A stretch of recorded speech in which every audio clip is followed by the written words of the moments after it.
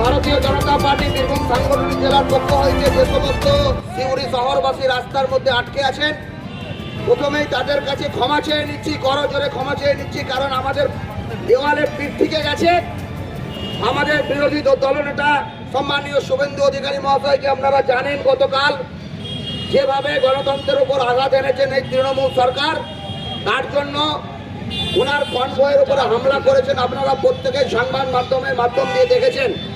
তো সেই জন্য আজকে আমাদের এই ছোট্ট পথে বিক্ষোভ কর্মসূচি, সেই কর্মসূচিকে সাফল্য করার জন্য প্রত্যেকটা ভারতীয় জনতা পার্টির কার্যকর্তাকে অশেষ ধন্যবাদ। সাথে সাথে আমাদের যে সমস্ত সিউড়ি শহরবাসী এতক্ষণ ধরে আপনারা রাস্তার মধ্যে দাঁড়িয়েছিলেন, সেই জন্য ওনাদের কাছে নতমস্তকে আমি প্রণাম জানাই।